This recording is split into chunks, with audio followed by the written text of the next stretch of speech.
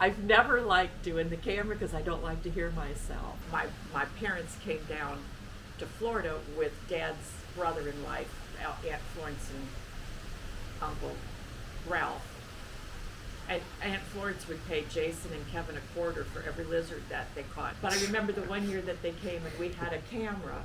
Yeah. And we videotaped them getting out of the RV. Mom and Dad were with them, and they got out of the RV, and we videotaped them. We took them in the house, and we videoed all that.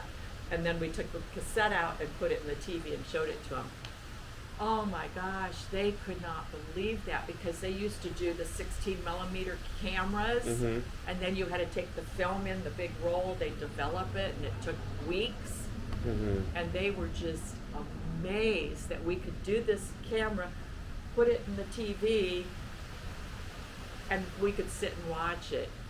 And they just didn't understand it. And I thought, well, I'm never going to get that old that I can't understand this stuff. Sharon and I were talking about that last night. It was so neat to see that. And the times we had in looking at Ivan and thinking he's gone now and he went so Mm-hmm. quick. And Denny. Mm-hmm.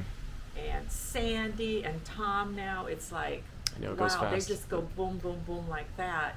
Well, and then the German party, we had Kent and Lois were there, and Lois is gone. Don and Donna were there; they're both gone. So it's like you see those things, and you think it's always going to be like this, and then you start losing those people who are so close to you, and it's like, wow, that went quick. I never had time to. Well, you just don't expect it. You don't have time to say anything. Right. Yeah, but and I mean, my dad, he had a stroke, and we kept him alive.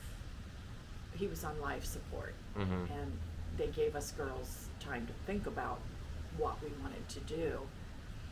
And he would have never came back and been the man that he was. He would have been a vegetable.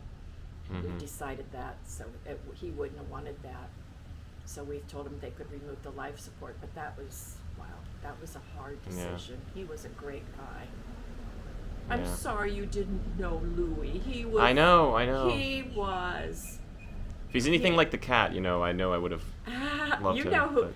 Him and Opa were so much alike. I think I always had a special feeling for Opa because he was so much like my dad. Yeah, I try to have balance, and that's why I try not to stress myself.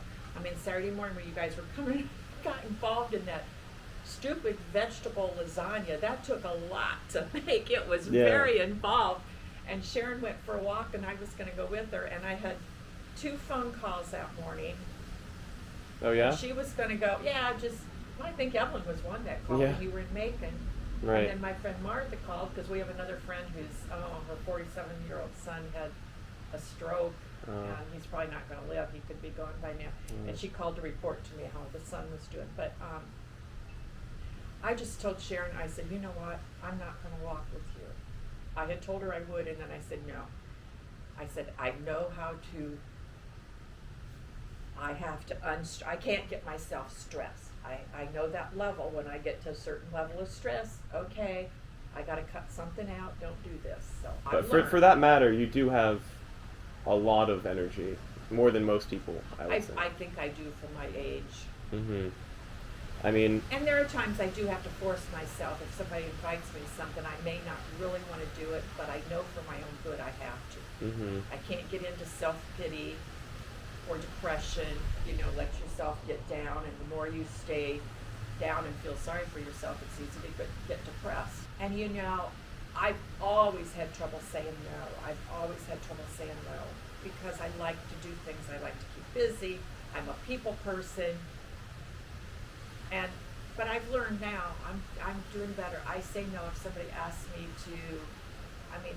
to get involved in some organization or something, something that's, I've learned no, I can't do it. I don't have the time right now. Where I used to just overload myself. I would do this. Mm-hmm. I mean, Oma still does that, overloading herself, but I mean, I do it too, actually. I have way too many projects that I haven't finished yet, I think we all tend to do that, but you kind of have to learn, mean, you do. You Yeah. know when it's time to sing out. Yeah, we do. So, I'm getting cold. Yeah, we can go in.